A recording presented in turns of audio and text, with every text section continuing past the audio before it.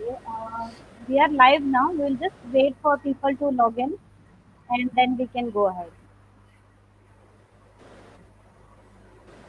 All right.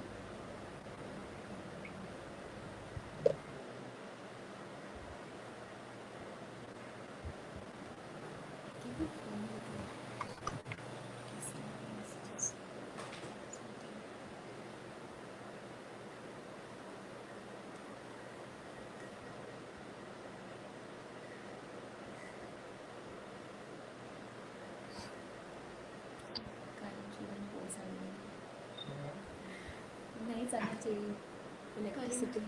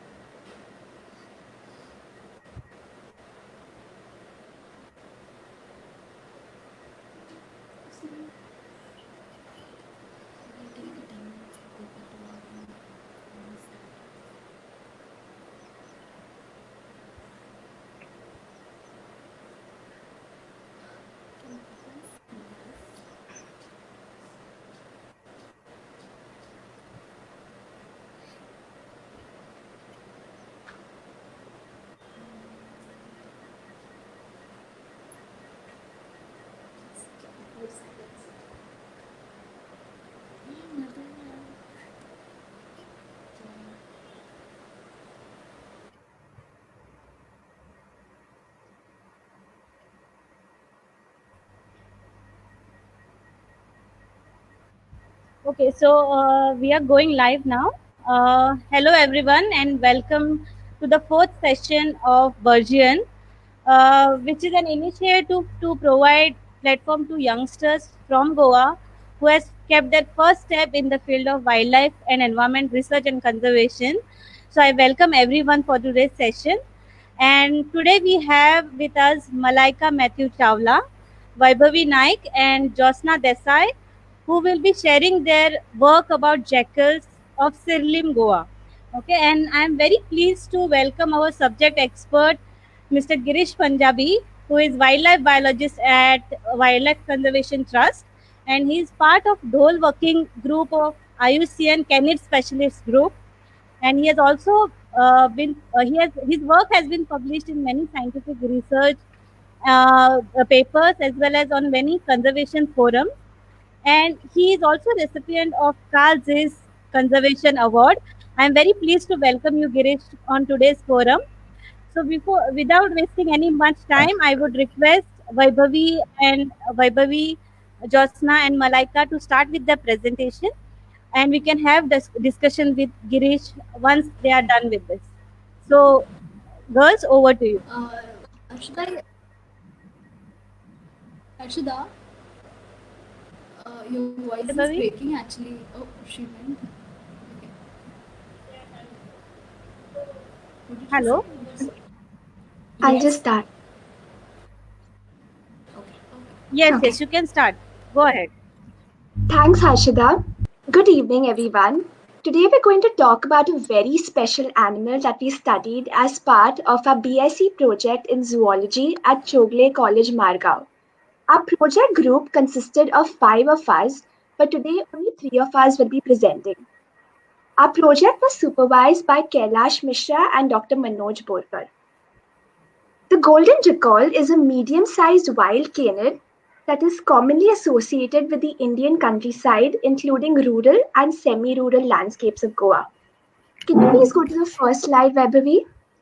The map on the right shows the global range of the golden jackal, which covers southern Europe, Central Asia, the Indian subcontinent, and parts of Southeast Asia. It is clear from the map that jackals occupy a wide distribution in India. Now, does Goa have wild canid species besides the jackal? Also, do we have striped hyenas in Goa? The answer is yes. The picture on the left depicts prehistoric rock art of the dhole or the Indian wild dog and the jackal. You can find this rock art at Usgadi Mall in Sangen. According to this book, Biodiversity in the Western Ghats, this rock art was made by hunter-gatherer tribes of the Western Ghats in prehistoric times. Now, the news article on the right is also quite interesting. So we went to Panjam Library to find old news articles about mammals in Goa. We found this article from 1986 of a striped hyena that was shot down in Vasco. Now, this is a very important record considering the kind of land use changes that have taken place in Vasco since then, and even more important now, considering the coal hub and coal transportation that has planned in Vasco. Now, the main goal of our BSc project was to document the knowledge that the community has about the jackal. We also attempted to understand attitudes and perceptions that people had about jackals and how they interacted with jackals in a shared landscape.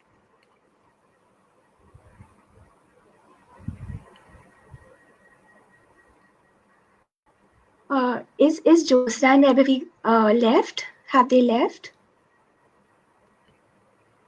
No, Or okay. they are visible in this way. Okay, they're here. Um, Good evening, everybody. Can you hear me? Yes. Yes, Jyotsna, we can hear you. Okay. So I am going to speak about our study area. Our study took place in the villages of Bondorin, Sirlim, and Devsua in Salsette, South Goa. These villages are located around 7 kilometers away from Margao, which is a prominent city in South Goa. It is easily accessed by the National Highway 66. These three villages are contiguous with each other and reflect typical Goan village landscapes. Fields, roads, and scrublands form a connecting link between these three villages. There is no protected area in the vicinity. River Sal and its rivulets and the river Sal and rivulets arising from it pass through these villages and give rise to scattered patches of mangrove forests. Freshwater and brackish water organisms found in the river are both ecologically and economically important. The mangrove swamps provide habitats for organisms such as the smooth-coated otter, marsh crocodile, and even the golden jackal. The study area also comprises of a few agricultural fields. Over the years, due to a decline in traditional agricultural practices, previously cultivated land has turned fallow. So these patches of undisturbed fallow land form a very important habitat for small mammals and ground-dwelling birds, as well as grazing grounds for domestic cattle. So, before beginning with any work, we conducted a preliminary survey to understand the study area, to record direct and indirect signs of jackal presence, and also to document the habitat types in our study area. Initially, we wrote a letter to the panchayats of Dramapur, Sirlim, and Shinshinim requesting their permission to conduct our project. Since our entire investigation was non-invasive and even a safe buffer was maintained between the animal and the researcher whilst recording observations, no permission from the forest department was required. During our preliminary surveys, we also recorded types of flora and fauna which we encountered. We also conducted informal interviews with passerbys and local fishermen. 3 wildlife rescuers were also interviewed using a draft questionnaire to understand their perspectives on jackals in a human-dominated landscape. So all of this information which we gathered in our preliminary surveys was used to draft a final human dimension survey, which focused on understanding the respondents' attitudes, beliefs, and personal experiences with the jackals. So these are a few pictures which we recorded during our field observations. The first picture is a bit blurry, but you can see courtship behavior between a male and a female jackal. In the second picture, where you can see 2 jackals, they are the mating pair. The one standing is the male and the one in sitting position is the female jackal. We observed that the female jackal was pregnant because she had a low-hanging belly and had prominent teeth. In these pictures, we can see jackals in close proximity to cattle in and around human-used land. We also observe that jackals do not hesitate from roaming around humans and also around human settlements. We also observed jackals in the mangroves, and that indicated that mangroves could be an important habitat for the jackals. In this picture, you can see how important the coat color of a jackal is to help it to camouflage with its landscape. So whatever data that we recorded during our field, in the form of field observations or GPS coordinates, all of this was submitted to citizen science platforms such as Wild Canid's India project and iNaturalist. Wild Canid's India project is a venture which gathers information on wild canids of India and creates a database that can aid in scientific research and conservation. Over to Vaibhavi. Good evening, everyone. I'm Vaibhavi Naik, and I'll be speaking about the human dimension surveys that was conducted for our study, right? So, in our study, most of the focus was upon the social perspective, that is to understand respondents' attitudes, beliefs, and personal experiences with jackals. So, only those people were interviewed intensely who confirmed jackals' presence by direct sightings, that is, or even through indirect sightings, that is, through their house.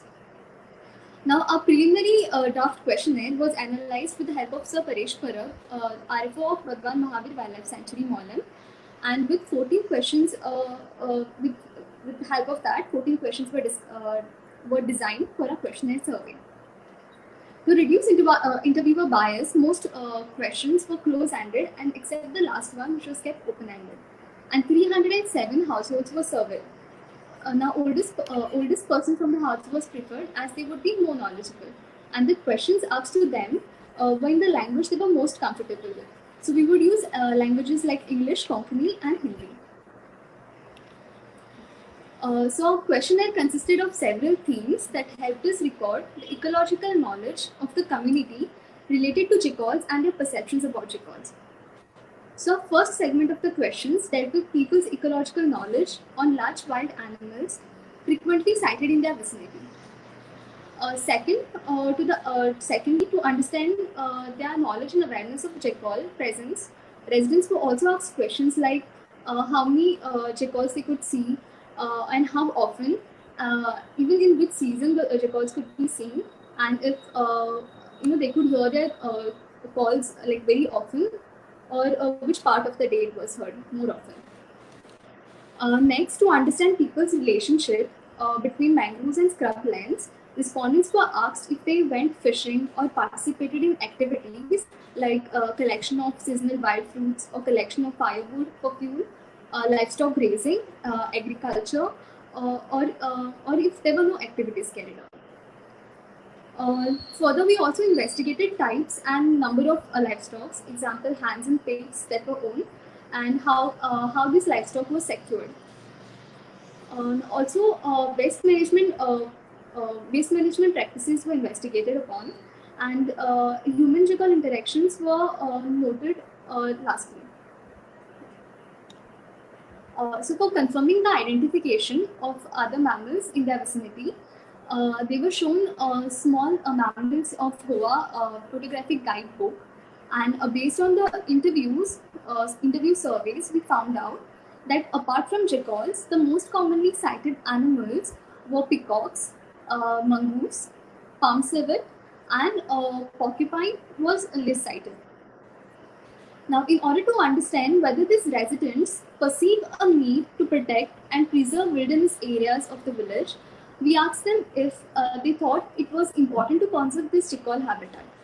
In addition to this, respondents were also asked if they were aware of ecological role played by the jackal. And this was further used to describe and categorize stakeholders' attitude towards jackals in the landscape. Now, there were three main attitude categorized based on the responses we got. So, one was ecologistic, negativistic, and neutralistic. Yeah. So, I'll tell what all these things are. So, ecologistic means that person recognizes jackal is important part of the important part of the environment. And negativistic attitude meant the respondents actively disliked jackals, and there could be possible conflict interface. Yeah. Neutralistic meant that respondents showed lack of interest in the jackals. Yeah. Next. Okay. Now, human-jackal interactions. Now, according to me, the most important or the most interesting part of our questionnaire was the last question, which was open-ended. And people told us personal accounts like childhood stories and experiences and many interesting tidbits. So we further categorized this into ecological knowledge, traditional knowledge, hunting and trade, folklore and myths, verified accounts, and unverified accounts. And a repository of this information was created. Now, few villages seem to value and recognize scavenging services provided by jackals, and they even told us they saw jackals and dogs feeding together at the bypass road where people throw their garbage. Some respondents mentioned poaching of jackals in the past and using its various body parts to prepare traditional medicines for certain diseases. Now, though there is no scientific endorsements for the same, and definitely they are not promoting this stuff, and would also like to add that jackals are protected under the Wildlife Protection Act, and hunting and trade of jackals is illegal and a criminal offense. Yeah. So talking about the folklore and myths, we got to hear stories which many Goans must be familiar with. For example, Ek Asla Kolo and Ek Asli Koli, and Kolo Mama and Koli Mami, which literally means jackal uncle and jackal auntie. Yeah. So also during the study period, Bhagrati Bhaiya, a dairy farm worker, reported a jackal in the adjacent aquaculture pond, which must have probably entered to feed crabs and prawns, but got stuck in the marsh during the high tide. Now, also unverifiable story was narrated to us of a jackal into a well. Jackal falling into a well, and which pretended to be dead, and but it was then when it was rescued, it ran away, and this was followed by a Konkani phrase saying "Kolo boro mutizo," which meant jackal is very clever. I think this section I could just go on and on, but because of the time constrictions and all, I think I will ask Malaika now to follow up. Yeah. Thanks, Vaibhavi. What do you, Malaika? Now, jackals have a very flexible diet, and besides being efficient predators and scavengers, jackals are also fruit-eating mammals and hence seed dispersers. Now, on the right, you can see jackal scat or jackal droppings with seeds of the berries Syzygium caryophyllatum. Seed dispersal is hence an important ecosystem service that jackals provide that not only benefits the local ecosystem but also the local community. In our study area, we often came across livestock carcasses and slaughter waste. And this is just some of the pictures that we documented during our field visits. On the right hand side, you can see slaughter waste dumped in the river Sal, which is, and all of that is tied in gunny bags. And we were told by one resident in Deosua that people were aware that jackals scavenge on carcass and slaughter waste, and hence they specifically dump this waste in the mangroves.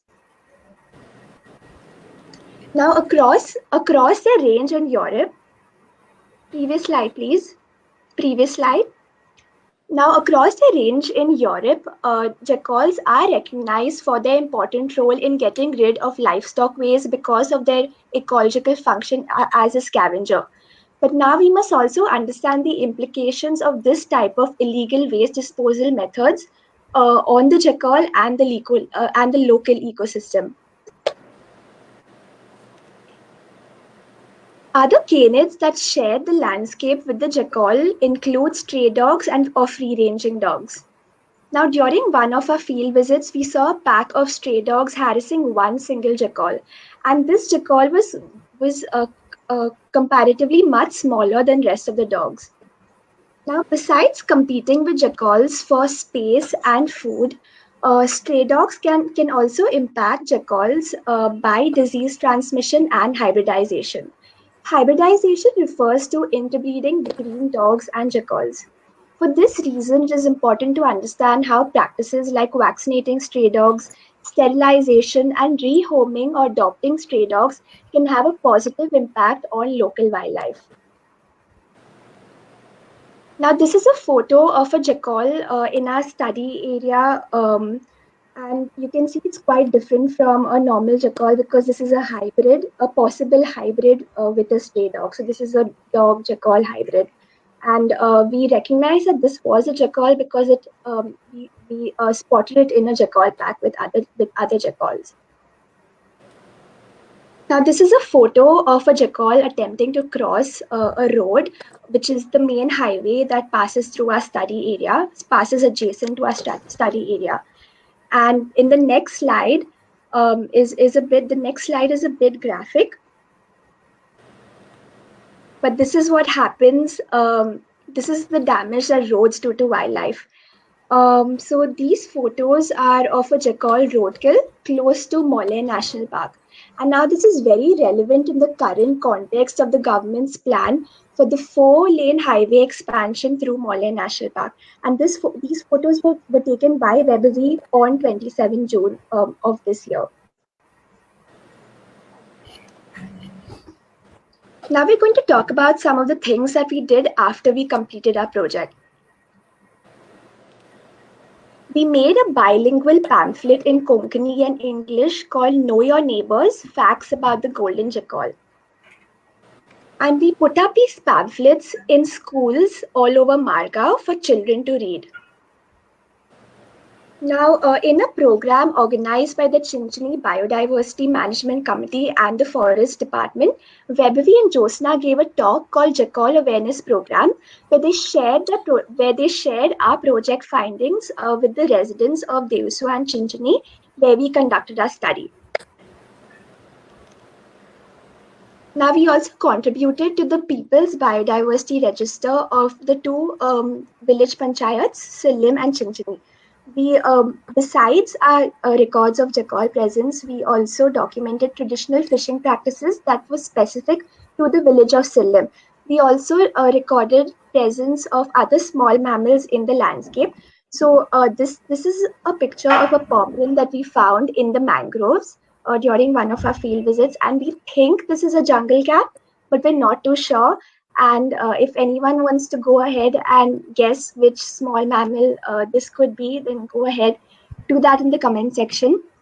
The picture on the right is a smooth-coated otter skin that you would often encounter in the mangroves. Now, Vaibhavi and Jyotsna's Jackal awareness program was picked up by the press, and a journalist called Paul Fernandez also began covering stories about jackals from other parts of Goa. And this is a really nice article that was again written by Paul Fernandez, and the headline says Jackal conservation needed to maintain balanced ecosystem. And this was done after Vaibhavi and Jyotsna's talk on the ecological role that jackals play in the landscape. Now this is the end of our presentation. We are sincerely thankful to the people of Bonduri, Silli, Devswa, Ramapur, and Chinchini. We're really thankful for their cooperation during our data collection period. Now, two of our team members are not here. So it was just three of us presenting, but we're a team of 5 people, and that's Avril and Shubham. Our project supervisors were Manoj sir and Mishra sir, who we're grateful for. And we had friends also who came with us during our free visits, so we're thankful for them for assisting us. That's Clinisa, Stephen, Mabel, and Daniel. We're also thankful to Bhagrati Bhaiya, who let us sit in his cattle shed and look at jackals from his cattle shed. That's all. Thank you. Thank you, girls.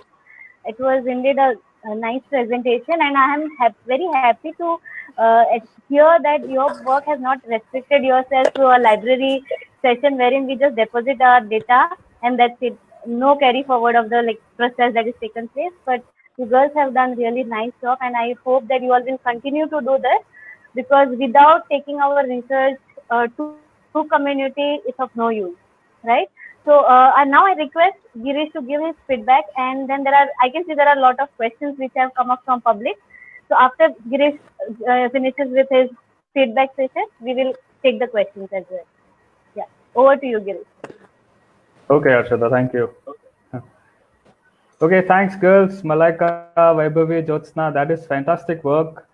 And I concur with what Harshada just said. She said that you all have done a fantastic job and you all have not restricted yourselves to an academic study, but you all have actually gone beyond that, and you all have interacted with local villagers, you all have interviewed them, you all have disseminated your findings to the larger public, including people from the press. So this is a fantastic job, and this is ideally how every research project should be. We scientists, especially many of us, I would say, many of us scientists live in our cozy corridors, we live in our laboratories, and we live in our research institutions, and we don't want to go out and talk to the larger public, especially people who are sharing space with wildlife. So this is a very, I would say it's an exception to the rule that you all have gone beyond what scientists usually do, and you all are connecting with the general public. And this is exactly what we need, honestly. Okay, now I'll come to so I'll also talk about some specifics that came to mind when you all were giving your talks about this study. I found that you all have collected a lot of information, and that is phenomenal. It's fantastic that you all have gone to these villages, you all have interviewed villagers, you all have collected indirect sign encounters as well. You all have actually made direct observations of the animal. So that is great. My suggestions to this would be that if you have any data that is quantified, basically if you have any records or observations in terms of numbers, okay, or any other manner of quantification, it can be maybe the time you all have spent looking at the animal's behavior.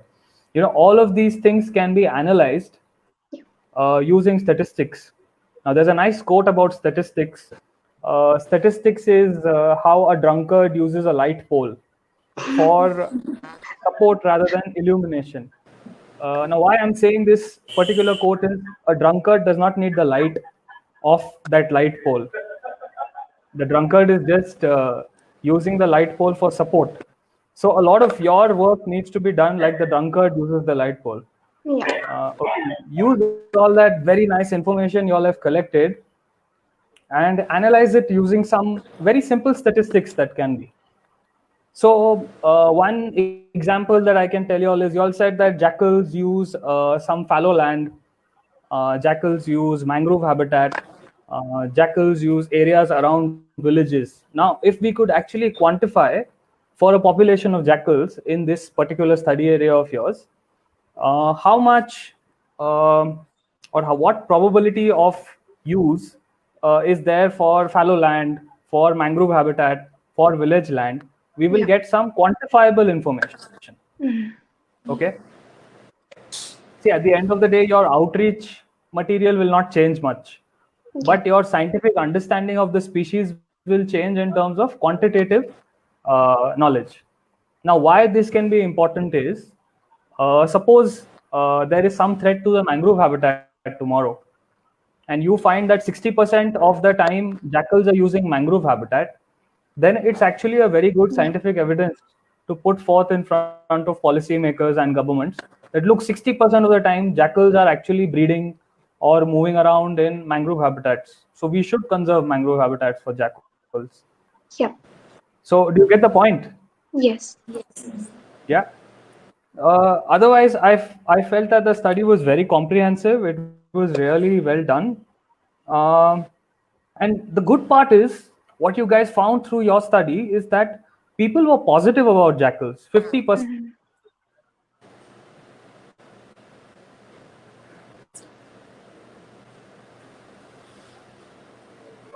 I think we have lost Girish. Internet.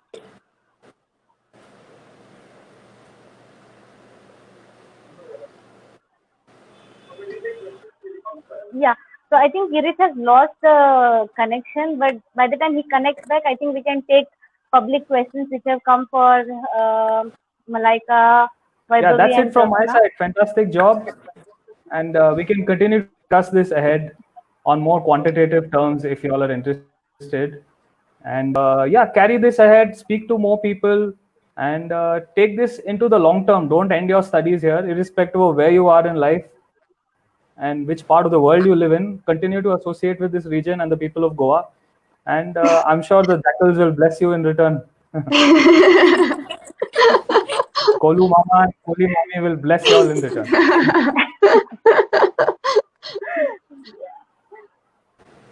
All right, time for Thank you, Girish. questions. Thank you, Uh, Girish. thank you, Girish. I hope that these girls will continue with their work in future and will not stop here. And I think we'll take a few questions. Yeah. Okay. There is question by Krishnakant Bakshi. He asks, are you noted any special behavior in jackals which have not earlier seen by anyone in your study? This question is for Malaika, Vaibhavi, and Jyotsna. Whether you have seen any interesting behaviors of jackals which has not been studied. No, definitely everything that we saw has been recorded before. Um, and we've just used in our project we just used previous published literature about jackal behavior to back these sightings, so everything's been recorded before. Only sometimes so we also recorded how at what time the jackals would howl every day in the evening, because I actually lived in that study area. So I would do that every day. And there would be some periods of time, so say for months the jackal would not howl. So we possibly thought that was during the mating time, but it happens sometimes very often. And it probably also aligned with festivities in the village, like Christmas, when people use firecrackers and things like that. So sometimes the jackals in the area would just go silent. That's something we don't really have an answer for, why that happened. But besides that, whatever we observed wasn't unique to our region or anything like that. Vaibhavi, Jyotsna, if you have anything to add to this, you can go ahead. As Or shall Malaika we? said, whatever observations we got were not unique or new, but something interesting could be that we noted jackals howling at certain periods of time. Sometimes it was even during the at around 7 o'clock, when the church bells or the chapel bells in the area would ring, the jackals would literally respond to that and howl back. So that is something And Wow. interesting. there was one That's time when that's the priest was giving a sermon in the afternoon. This is in Devaswa, and then the jackals just responded, and all of them just started howling with the sermon. that's interesting. Yeah, true, Okay, that is. let's move. Yeah, let's move to next question. Okay, Mr. Chandru Chawla asks, what are the steps recommended by the team for panchayats across Goa to take up for conservation efforts? How should local citizens take part?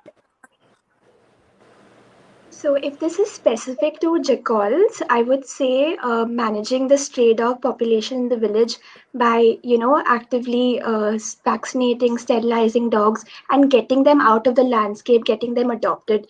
And I would like Girish actually to add on to this, because there's this big Yes, yes, conflict with how definitely. to deal with, the whole dog wildlife situation. But this is because Jyotsna also comes from that background of rescuing dogs. So I'm sure she could add on to this, but just making sure that at least the dogs go away from get out of the landscape. And I don't mean killing them. I mean making this you know encouraging efforts to vaccinate, sterilize, and adopt those dogs. So, besides that, I would say just keeping a tab on, just mindless road building through mangroves and concretization of mangrove bunds. So, we've read in previous studies that jackals actually have denning sites in these mangrove bunds, and because of concretization of these mangrove bunds, that could be a possible loss of habitat for jackals. So I think just being careful of any land use changes that could have a negative impact on the wildlife in the village, and also doing the PBR, taking the PBR work very seriously. So each village panchayat, according to law, according to the Biological Diversity Act of 2002, each village panchayat needs to have a biodiversity management committee, and this BMC sets up a PBR, or a People's Biodiversity Register, where you record um, community ecological knowledge, um, if you have any endangered species in your landscape. So just taking that very seriously, and taking efforts to document all the biodiversity in the village would also be a good way, and also obviously include local ecological knowledge while you're doing so. Yeah. Thanks, Malaika. I think if Girish can add something to this, it will be nice, because there are a lot of youngsters who are listening to our session right now, and they do have lots of things to contribute from citizens. So, Girish, if you can add something to this question. Yeah, Harshad, I'll add a point. In fact, that's a very valid thing about dogs. There are humane issues with killing dogs, so that's not certainly required at the moment. But what I feel is, if sterilization efforts are being taken up, then we have to ensure that at least 70 to 80% of the free-ranging dog population is sterilized. Because anything less than that, studies have shown that it's ineffective. So before anybody plunges into sterilization efforts, ensure that there's enough money and contribution from everybody to take up this in a very serious manner, because there are a lot of humane issues otherwise. Right. Other than that, yeah, Uh, identification of denning sites is excellent. I think that if people can contribute to, that's amazing, because then those sites can be well protected in the long term. right. Yeah. Okay. Let's move to next question. Okay, it's not a question, it's a comment which has come from Mr. Kailash Nath Mishra. He says the misconception about many wild animals are because people are not aware and well known about these very important animals of wildlife. The jackals are one among them and facing threat of extinction. The animal play a very vital role in food chain and ecosystem. They are exclusively carnivorous and eat dead, decayed animals. Hence, also play a very important role as scavengers. The animal is very timid and nocturnal. They hardly have been seen harming any animals except some rare occasions. Well, I totally agree with Mr. Kailash, whatever he has said. And I think it's responsibility of people like us who are aware about the situation and who have been studying particular habitats to report such things to proper policymakers or to the authorities so that these things can be noted down properly.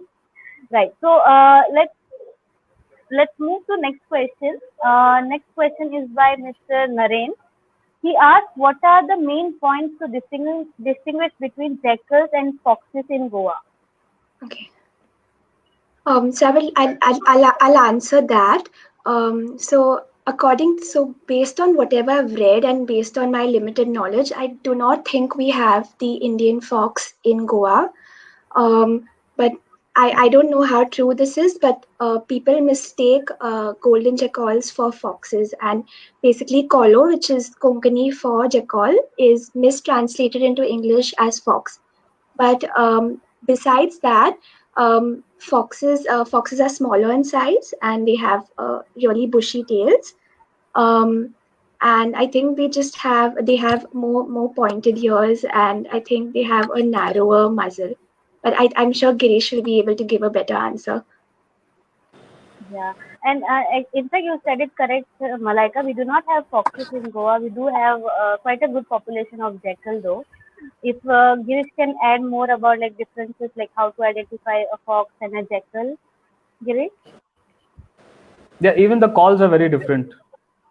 So in fact, I know what the Marathi name for fox is. It's called khokad. The reason it's called khokad is because when it calls, it does a kho sound. Very unlike the jackal, which kind of has a duet, and the male and the female are calling in the evenings usually. Okay. So, and yeah, the physical differences are in terms of size as well. So you can just look it up on Google and probably download images as well if you want to differentiate a sighting. Okay. Thanks, Girish. Let's move to next question. Next question is by Mr. Aditya Banerjee. He asked, "Are most of the jackals you guys found occurring singly or in pairs? And for packs, what is the biggest pack size you have encountered?" Vaibhavi and Jyotsna, if you can take this question. Yeah. So I think So we remember seeing sighting 5 jackals in a pack, but then we could only photograph three pairs. Three jackals in a pack. We could see them mostly. Two of them. So we thought it could be maybe a mating pair because they have this high degree of synchrony, behavior that they be together most of the times. And sometimes we would also see 3 and 4 jackals also. And this is maybe because canids have this group. It is a grouping pack, right? So they would go. They can be that they go foraging like together. Together. Okay.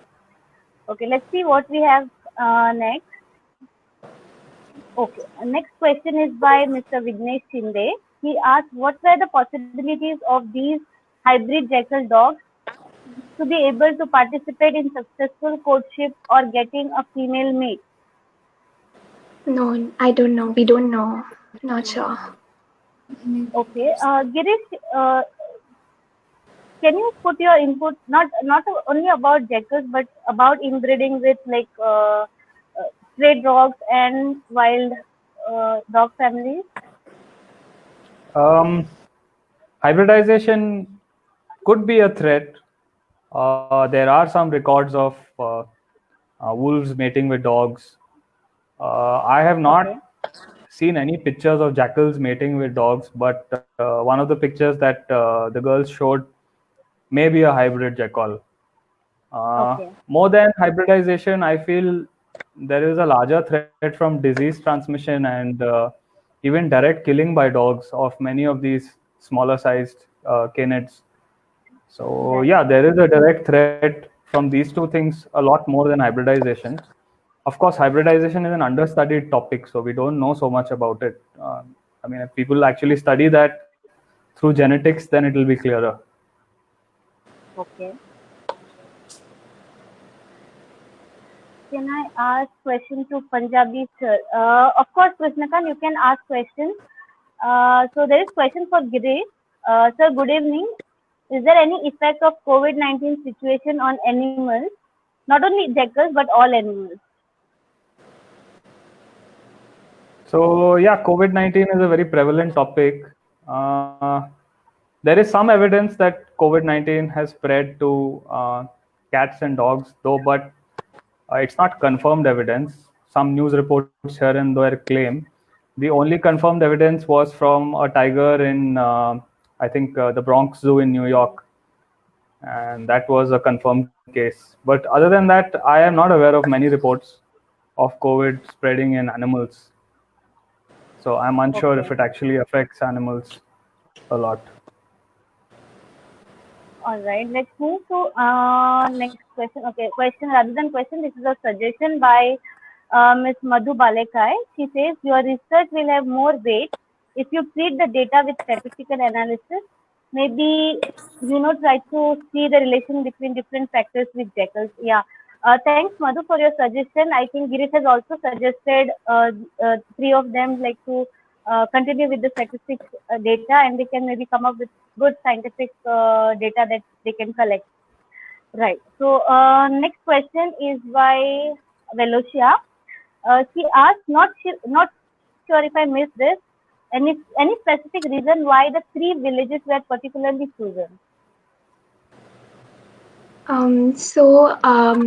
That's a nice question. So we want to choose villages that are characteristic of the Goan semi-rural landscape. Um, and to be honest, we chose it because I specifically knew that there are jackals in this area because I live in this area, and yes, it's a bias because I live there. I chose to study that area, and it was just very convenient, to be honest, because um, it just seemed close by. And in general we wanted to study a system outside of a protected area, so that's something that we knew. And I think it was just easily accessible, and they all came to my home whenever they were tired with field work. So that's the only reason.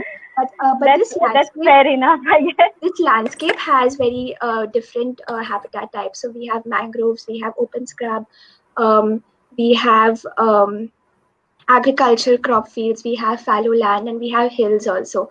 So we had this, and we had quite a few different land use types, and so I think it seemed like the right decision to take. Okay. So there is question by Rati. So she asked, what would the jackals prey on, and what would be the impact on the area if number of jackals reduced? First, I would request girls to take up this question, and then maybe Girish can give insight on general perspective about like ecological importance of dog family or canid family that we have in India. So I think Vaibhavi and Jyotsna has some network issues. So Malaika, you can take up the question. So jackals have a very variable diet. They so they they basically they can either predate, they can scavenge, they can eat insects, they can eat vegetation, fruits, and I think just this characteristic of jackals kind of buffers them against that population decline. But the question was, if there are no jackals, how would that impact the ecosystem? So jackals also, rodents, agricultural rodents found in fields are an important part of the jackal diet. That's what some studies have suggested. So I think here there would be a direct um, association with, you know, with agriculture and things like that, because jackals basically prey on rodents, and if you remove jackals from that system, then possibly the rodent numbers could increase, and other small mammal prey, or sorry, also ground dwelling birds, because um, we've also read that jackals prey on peacocks, and maybe possibly the peacock population could increase.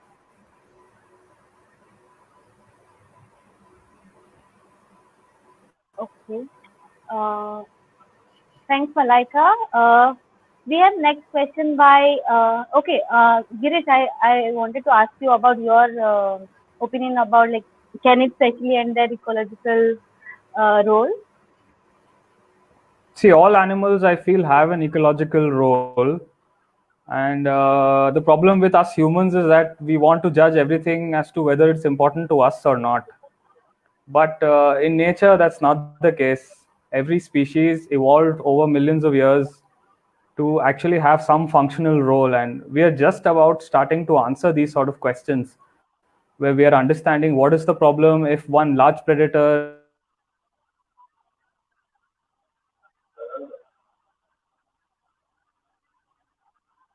prey. Mm, he has lost connection, I guess.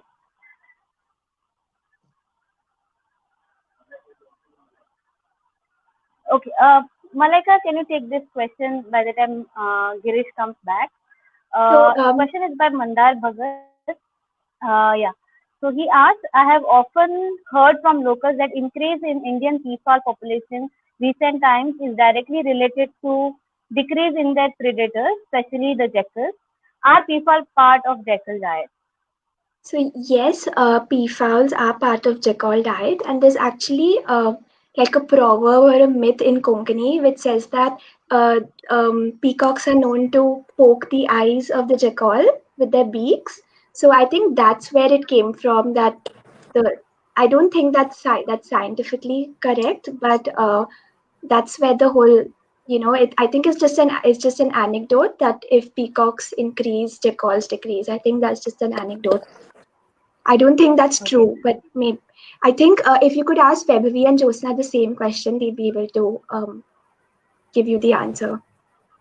Okay, Yeah. I think So I think the perception that peacocks would like poke at jackals' eyes and hurt them or something came from the idea that obviously if jackals go and try and prey on peacocks, they would try and protect themselves. So to a layman who's looking at that, it'll obviously look like a jackal is poking on their eye or something like that. We didn't find any But we didn't research. find any Yeah. research that said So the same. maybe it can be a new topic for research. Yes. okay. Girish, we lost you in between. I request you to Yeah, continue sorry. what you were saying. Yeah. Yeah, so all I was saying was that many species have ecological roles, which mean we may not be aware of at the moment. So if we Okay. lose a species from an area, it will not just harm the area ecologically, it will also harm us in terms of, just that a species is lost. It used to be there. Like a lot of people have relations with these animals. They say, oh, when I was small, I used to see jackals every day, or Kolo Mama and Kolo Mami. Those sort of things will also get completely disconnected. So we also have to look at Yeah. it from a relational point of view, where people have bonds with these animals. Yeah. So any loss is Right. going to hurt us in many ways. Mm. Right. That's correct. Okay. Let's move to next question. Next question is by Ronit Datta. He asks, for someone looking at jackals for the first time, how do we separate tracks from dogs? So basically, distribution. So I think it's very difficult, according to me. I find that very difficult. So whenever we found Jackal's cat, like for example with those berries in it, and we saw paw prints around it, we just assumed that was Jackal paw prints. And we referred to the Wildlife Institute of India field guide to confirm this, but I personally find it very difficult. Maybe Vaibhavi and Jyotsna can add to this.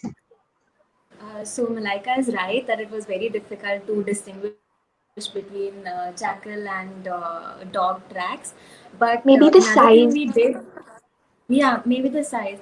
But another thing we did was we observed jackals from a distance, and later when they would leave the field, we would probably go to that place and check, so that we knew for sure that those could be jackal tracks. Okay, Girish, anything you want to add here, like how to differentiate, like for a person who is seeing it for the first time, like. Correct. Uh, Ideally, I'd say for jackals and dogs, it is a little difficult, as the girls have said. But if you take measurements of these tracks, proper measurements, and yeah, maybe if there is evidence of jackals occurring in the area, then it might be relatively easier. But Okay. yeah, as they say, it's a little hard to tell between dogs and jackals because they are mostly similar sized. Okay. So And yeah, what is the genetic tools resource can that help, you but not for the first time. okay? And what are the resources that you would suggest people to use, like for to differentiate between uh, pug mark or a paw print from, like any resource material that is available on Google search for people to use? Um, the thing is, many of these tracks for animals can get confusing to a novice. Okay. A person who doesn't have much training in the field will find it very hard to differentiate one track from the other. So if you Okay. sighted the animal, it will be nice if you can quickly take your mobile phone and capture an image of the animal. That is a better way to Okay. identify a species.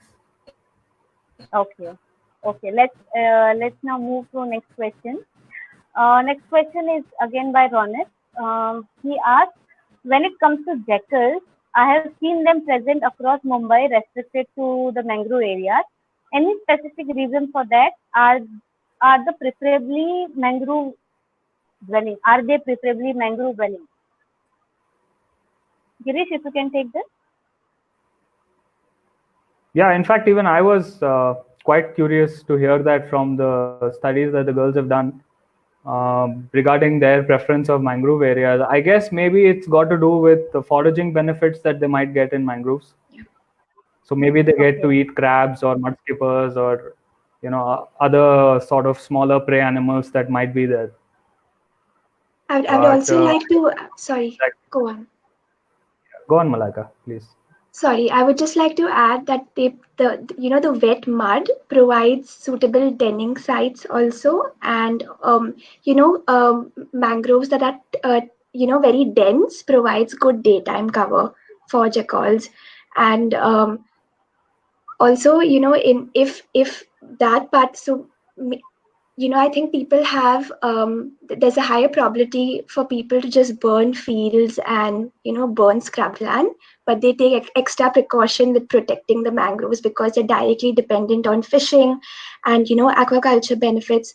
So I think there's the land use part of it and also the ecological part of it that the jackal as Girish said, there are foraging benefits for the jackal.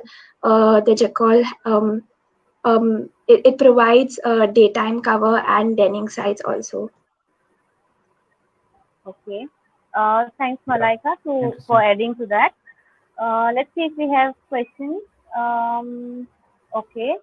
There is a comment which says, from my work as an animal rescuer, it has come to my attention that most people fear things they don't understand. Fear leads to inappropriate action, and consequently, animals are unnecessarily harmed. I am glad to see incentives like this undertaken by the younger generation to spread awareness. I'm sorry, my message is bit late, but all I want to say is good job to Malaika, Jyotsna, and Vaibhavi for being on the forefront. Have a good evening. Thanks, Eldrick. Sorry if I've not pronounced your name correctly. Okay, there is another comment by Avinash. He says, if the six-lane highway through Sirlim is constructed, what would be the impact on Jackals? Girish, if you can take this up, like since development is like a question mark right now. What is your opinion on, like, if six-laning of the particular area happens? What are the threats that Jackals will face? It'll certainly increase the number of roadkills. There's little doubt about that. In fact, many areas where roads are already passing within habitats where wild animals are there, simply because there's so much traffic now on these roads, over the years you don't even see roadkills anymore.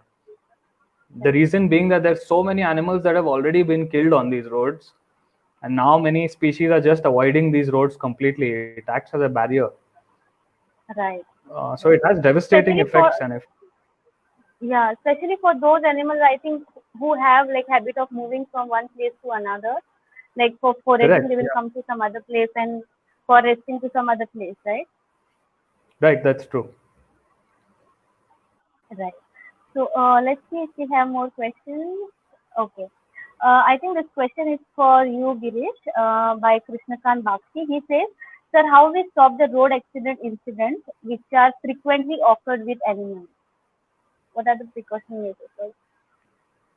See, I think the first thing to understand here is if you don't need a road in a place, don't make it. Now, obviously, when you look at it in human terms, everybody says, oh, when is it not required? Everybody wants roads, right? But I think the first rule should be to not construct it when it's a sensitive area and when it's not Right. required.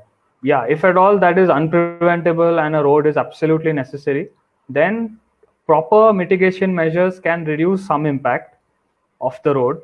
But this has to be scientifically done. You cannot just make 10-meter underpasses at some 4 or 5 places and expect that wildlife will automatically start using these underpasses. That doesn't happen. So you have to make wide underpasses for wildlife. They have to be well constructed. Wildlife should be able to see the other side easily. So those sort of issues are something that need to be taken, in mind before you actually make mitigation measures. So there are a lot of field guides, a lot of guide documents also by the government now, by Wildlife Institute of India and by other NGOs, which people can use as a guide for mitigation measures. And even I feel like this is the place wherein our policy makers should play a very important role, because they are the one who takes the decision, and also responsibility of our scientific community to provide them with the proper data, which is lacking. In fact, in Goa, there are very few people who are opting this as a career option, or there are few people who are doing research in this particular area, right? So it is very important that our people, our younger generation come forward and do work, so that their contribution becomes a part of policy making someday. Yes, that's true. Right. That's true. I absolutely agree. Can I ask a question, Harshada? Yes, yes, sure, Malaika, go ahead. Girish, I just wanted to say that in line with what Avinash was trying to say, that you have a development project that's planned for a village, for example, our study area, Sirlim, and you have commonly seen animals, least concerned animals according to IUCN. You have civets, you have jackals, you have mongoose, and but obviously, as you said, all these animals are so important to the ecosystem, whether based on their ecological function or our relationship with these animals. So, how do you use these group of commonly seen animals um, who aren't endangered to say that these animals also have to be protected? How do you use these? So, if I'm just thinking, like in the sense of how would a scientist argue to protect these animals against, say, highway expansion or concretization of mangroves? So how do you do that? See, this is something that you have to be very strategic in your approach. So you don't just have to link it as a scientist to species that people, apparently have no benefit saving. What we need to do is we need to be vocal about these species firstly, and then try and have these cultural values also come out. Why will people Right. oppose a project to save some rat or for some jackal in a particular place? Yeah. Why would they do that? It's only if they have a connection to that species will they do something about it, right? For you, Exactly. that connection has come because you are a scientist or an ecologist, or you are interested Mm-hmm. in studying wild animals, but not everybody Mm-hmm. comes from the same background. So how do we Yeah. create that connection between people and wildlife? In today's age, at least, I'm happy to see that there are so many people who like to do wildlife photography, They like to travel to wild places. They like to go to ecotourism resorts and spend time in the wild. There are so many groups that discuss topics about wildlife, about education, about awareness. So all of these things at the end of the day will contribute towards improving conservation actions. Our role as ecologists or researchers is to in fact promote this a lot more. Okay. From So one you're become 10, from 10 to 100, from 100 to a few thousand. So that's how we increase in number. okay. Right. I think there is comment by Pranoy which was shown. Yeah. So he says that that is where the interpretation of IUCN classification by our policymakers and agencies once a while, in my opinion, is broken. Right. So Okay. I So think as Girish said that, the animal goes beyond just the science and the ecology, and the most important part is the kind of relationship we have with these animals. As what he said is that we've all grown up with these animals. We've grown up with jackals living in our backyards. We've grown up with palm civets. We've grown up with mangoes. We've grown up with fruit bats, and we've grown up with all monitor lizards. So I think I if I understand right, what you're saying is that um, just that specific ecological function, or the scientific value of that animal shouldn't be all that is to the animal. And while we look at conserving these habitats, we need to go beyond that, and we need to look at Yep, cultural values of these animals. yeah, absolutely absolutely. correct, Malaika. Yeah, absolutely. Let's move to next question, which has come by Velocia. Uh, she asked, may we know the reason that led to this study on jackals in particular? So this Vaibhavi and Jyotsna, do you want to take that one?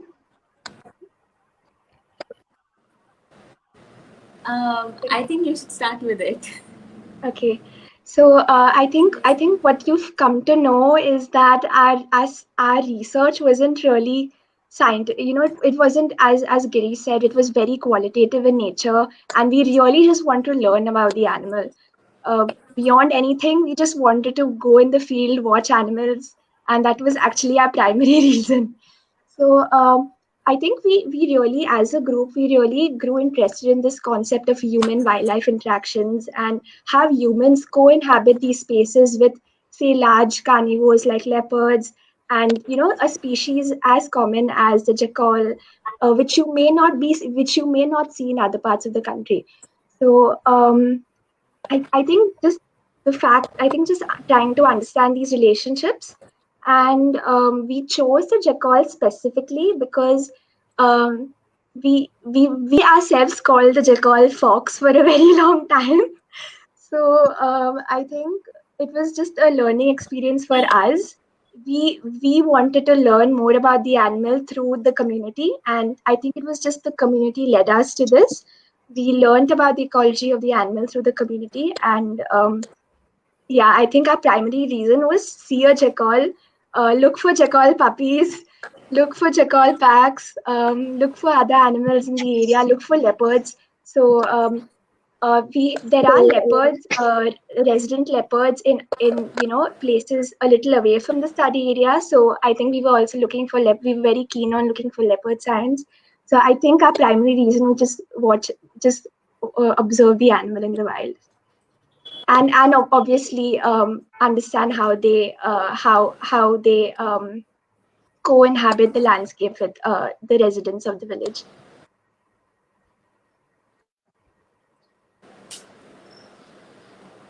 Jyotsna and Vaibhavi, why don't you add something in the meanwhile?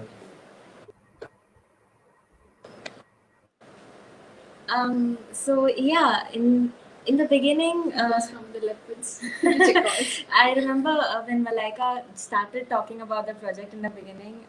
It was mainly, I guess, supposed to start with leopards, and then somehow she got this idea that we should do it on jackals because she could hear them in their backyard. And upon trying to read more about this, we found out that there are quite many misconceptions about jackals in Goa. Say, for suppose, they are called foxes over here. So then slowly it became our aim to even create awareness among people regarding this.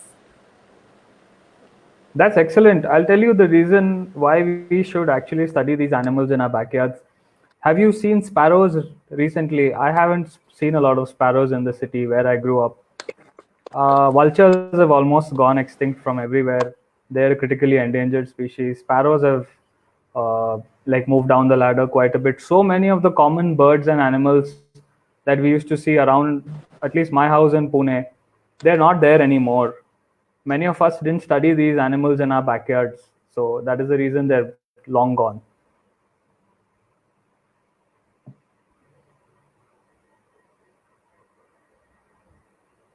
I think they've all gone.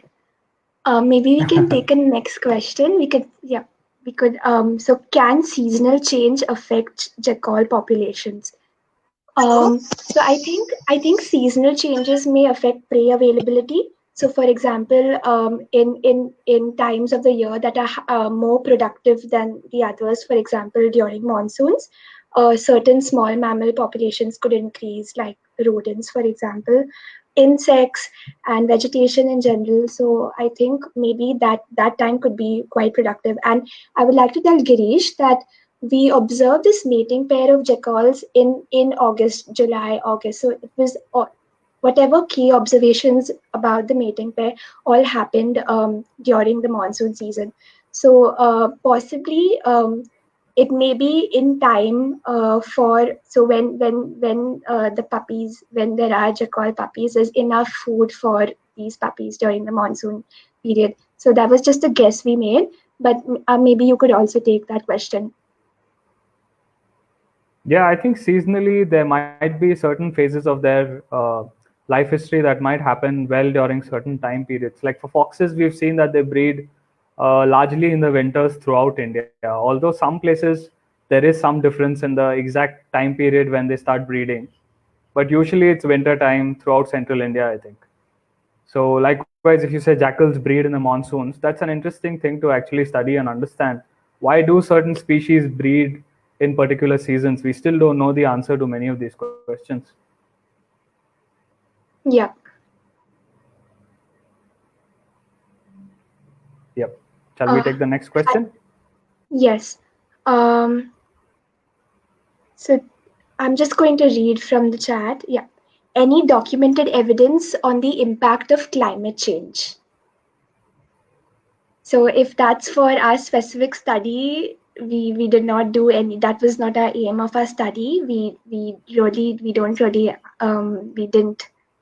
I don't think we documented any evidence on with respect to climate change. Maybe Girish can talk about it in a broader context. Well, we are not yet. We haven't yet. There aren't many studies that have evaluated the impacts of climate change on our wildlife. But it is likely that the impacts of climate change will be devastating. The reason being that climate changes will bring about very inconsistent patterns of rainfall. There'll be extreme heat during some parts of the year, and so many of these things will actually impact humans, and humans will start migrating and moving from here and there. And when that happens, we all know what the problem with humans moving here and there is. We'll colonize different areas, we'll expand agricultural areas in habitats which seem more suitable to us. There might be civil strife, there might be conflict. So climate change will bring with it all kinds of problems, and wildlife will be the least of anyone's concern at that point of time. People will just about try to save themselves first. So it's something that we don't know anything about at the moment, but I suspect the impacts will be horrible. Right, Girish. Sorry, I lost my connection in between. So I hope you guys were able to manage the questions which had come on the screen. Yeah, we Girish, did there some is of them. yeah. So Girish, one question from my end, like since many youngsters are watching you right now, how do they connect to WCT, that is Wildlife Conservation Trust? Like if they are doing any work specifically in wildlife and in Goa, how do they connect to your organization? Yeah. Yeah, thanks, Harshada, for that. Wildlife Conservation Trust works all throughout India, and we have our social media pages, so you all can get in touch on Facebook or on Instagram, or you could also write to us using our website, that is wctindia.org. We also have a small grants program at WCT, so if people are interested to apply for small grants for their respective projects, they can go to the website, look at the small grants program, and they can write an application. And all applications are, of course, evaluated thoroughly by WCT. But yeah, if you have a well-written proposal, chances are high that you may get the funding. So that's how you can get in touch with WCT.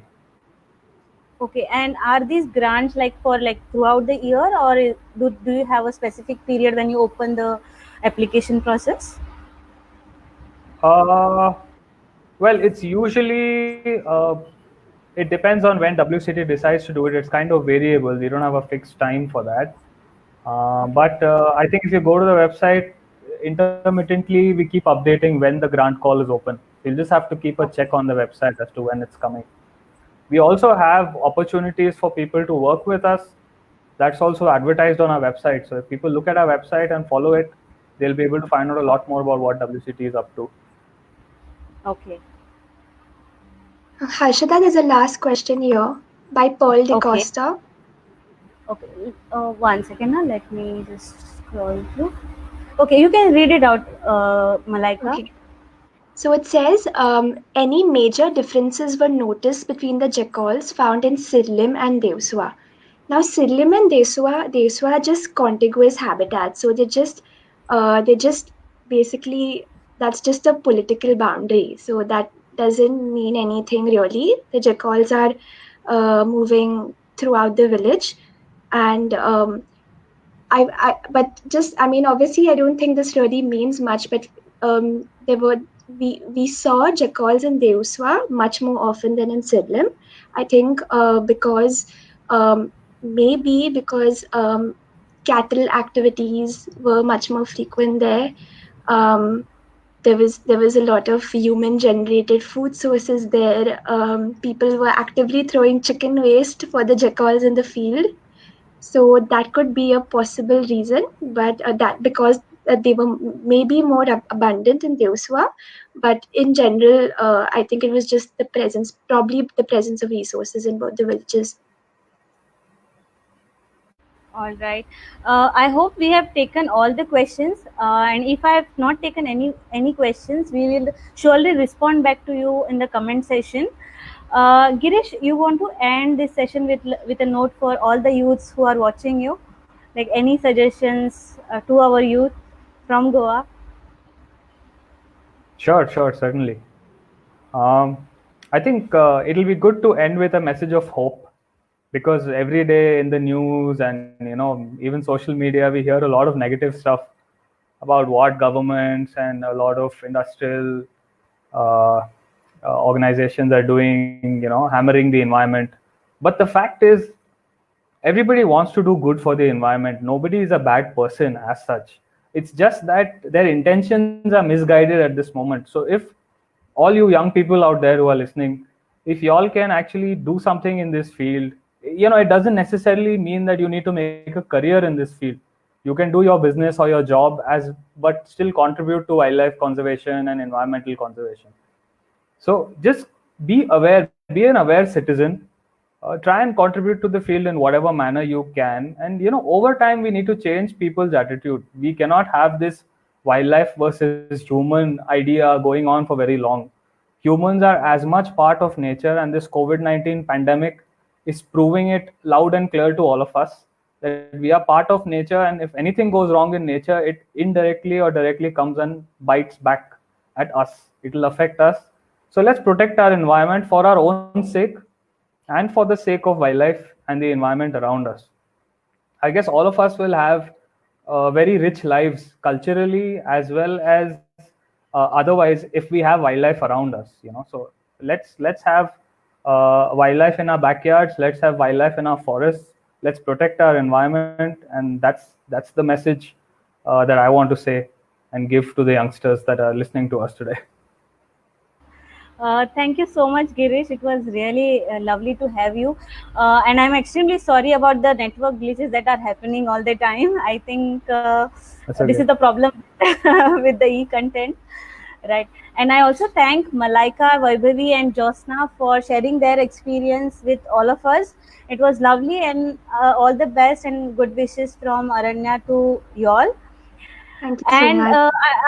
I also take this opportunity to declare next session, that is on coming Wednesday. We will have Shubha Kautankar, who will be sharing her work about mushrooms that she has been doing from last 2 years. So it would be nice to have someone from the botany background in the coming session, because last three sessions and as well as this session is about zoology. So it will be nice to hear from a botany person as well, right? So thank you everyone. Thank you Girish once again, and Malaika, Vaibhavi, and Jyotsna. All the best. Thank you Thank so you. much. Thank you, Thank you, Girish. Aranya. Thank you, Harshada. Thank you, girls. Thank you, Aranya. Thank you, Arshada. It was fantastic being Thank here. you. Thank Thank you. you. Thank you, Girish. All right, goodbye. Bye.